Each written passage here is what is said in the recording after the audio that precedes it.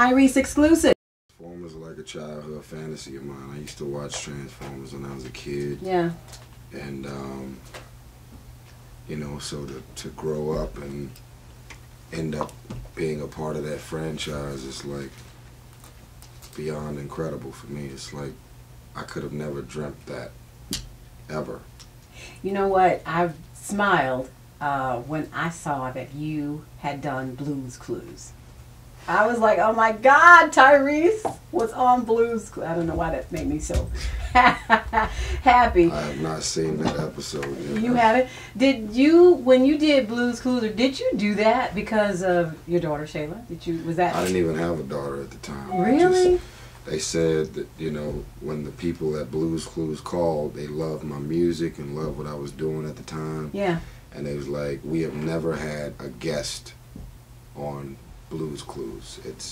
I was the first guest on Blue's Clues, other than the guy Steve that Are they you normally serious? have on there. So I'm sure they've had other guests by now, but I was the first guest on Blue's Clues.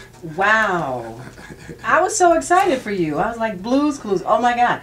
You've been on Martin. You've been on a lot of the black sitcoms, a lot of them. Moesha, just a lot of them. And what, have you done any of the like CSIs and any of those types of shows? You haven't done those yet?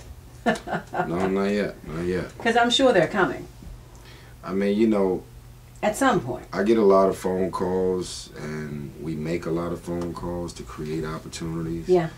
And as of right now, we have not gotten that phone call. We'll see what happens. Let's see. Let's get kind of serious here. One of the reasons I wanted to talk to you, because you have such a history, and I think a lot of people, I think it would benefit a lot of our young people that are listening what your life has been like. You grew up with your mom. Mm-hmm. And your father left when you were how old? I don't know exactly what the age was, but he left when I was young. Him and my mom parted ways. You know, it happens. Yeah.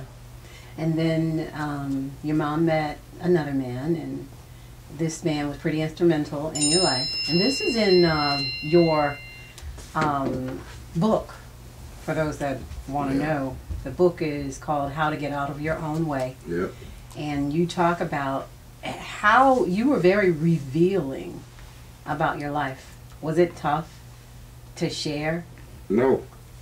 No, I was waiting on the opportunity to share. I think the timing of my book couldn't be any better. I think the fact that people look at me, for one, as a man that's born and raised in the hood. There's a lot of people that live in the hood that got it good, but I grew up in the hood in Watts, South Central LA, right next to Compton. Yeah. And there was nothing about my upbringing in childhood that was easy or good. In the book you talk about you were hungry. At all times. Yeah. So it's, for me, if I had told this story all of 5, 6, 7 years ago, I don't think it would have as much value as it does today, because people are inspired by your walk versus your talk. There's a lot of authors that know how to sit down, because they're like wordsmiths. They know how to put a bunch of fly, sexy words together and try and create inspiration in your life. But the question is, are you doing what you're writing? Yeah. Are you living your life according to what you're talking about? Is it tough for you? Do you sometimes feel like, I've heard some entertainers say, it's almost like you have to be a chameleon. You know, you have to be what people want you to be or need you to be at a certain time. Is it tough? And do you sometimes feel like, man, I really just want to chill somewhere and just sit still and do whatever, or hang with whoever? And I keep things simple. If I don't like you, I'm not going to hang out with you. Yeah. Family too. It's called Merry Christmas, not Miserable Christmas. So I don't care that it's Christmas. If I don't get along with you, whether you're family, childhood friend or not, you're not going to be welcome around me, in my world, and in my space, because I have a responsibility to my happiness. And there are people that add to my life, and there are people that have taken away from my life. And so it's that plain, simple, cut and dry for me. And as far as when it comes to fans and me just feeling like I need that downtime and just get away, Yeah. I don't have to commit to the things that I'm committing to, schedule-wise. And if I don't want to commit to it, then I won't. And I won't show up and I won't be there because I won't feel like I'm going to be at my best if I don't feel like showing up. Even if I have to cancel something that I committed to. If I'm not going to be able to show up at my best, me showing up is going to do way more damage than it would be if I canceled. Yeah. So I think we have a responsibility to show up and be at our best as much as we can. Do you think sometimes entertainers are just a little misunderstood? Maybe we don't. Oh yeah, I mean, I think, you know, when you start making money, you live in this life and lifestyle, some people don't think of you as human anymore. You know, you just become subhuman, like you're above being human and having normal thoughts and living normal lives and making normal choices. You know, like for me, I think Whole Foods is too expensive and I don't shop there. And I think most people can identify with that. You don't shop at Whole Foods. Maybe I need to come out of there because I'm in there all the time. I'm not boycotting Whole Foods. I'm just saying that they have a problem with us eating at McDonald's every day because they say it ain't healthy. But why is the healthiest food the most expensive food? Like, really? Yeah. For half a pound of turkey, it's going to cost me $40 versus a Big Mac combo at McDonald's. Yeah. I ain't got that kind of money. So I'm going to go get me some McDonald's because I have to eat. I'm trying to do it right, but it's expensive to do it right. It is. It's crazy. It is. President Obama, I'm sending you a public service announcement. Send the chairman of Whole Foods an email and tell them to at least give us 1 month of prices where the lives that you can save for 1 month of bringing that price down will be something. Yeah, because, come on. Whoa. So how do you think, do you think we're doing enough to deal with the hunger in America? I mean, I don't have all the answers. I don't have all the answers. I can just say that ultimately it's hard out here for everybody. It's hard out here. But get off the pity potty. Stop feeling sorry for yourself. Get off your slavery stuff. We were slaves. This is true, but you ain't a slave now. At this point, you created your own slavery. We're free. This is America.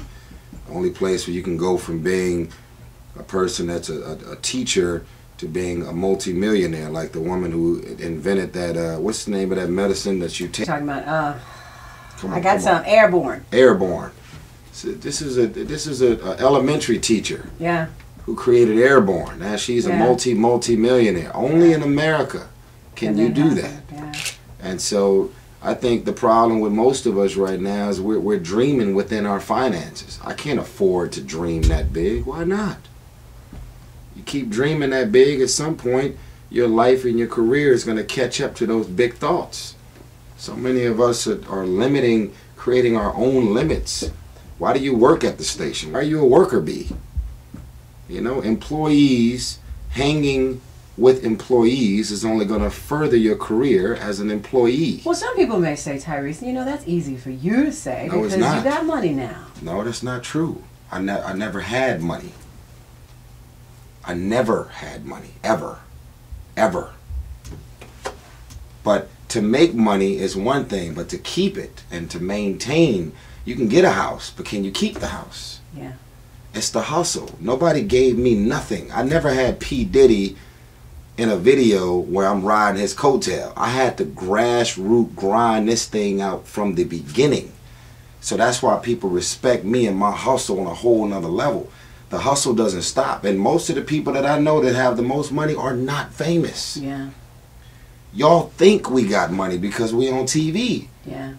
We broke as broke because we're having to like create these perceptions that we're still doing it big. But most of the people I know right now that have real money are not famous. Yeah.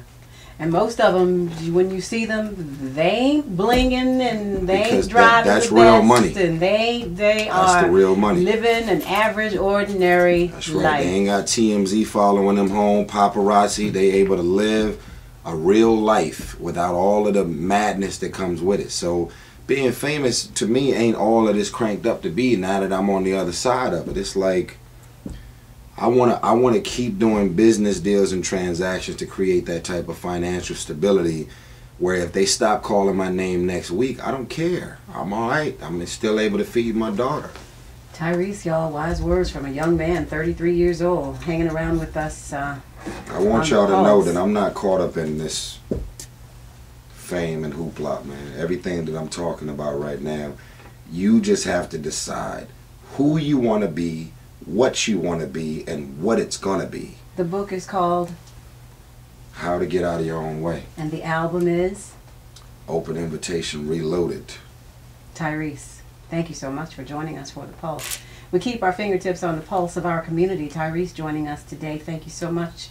Hopefully the young people that heard what you had to say today really, really not only heard you, but listened as well. Thank you for joining us, and we will see you same station, same time next week. Have a good day.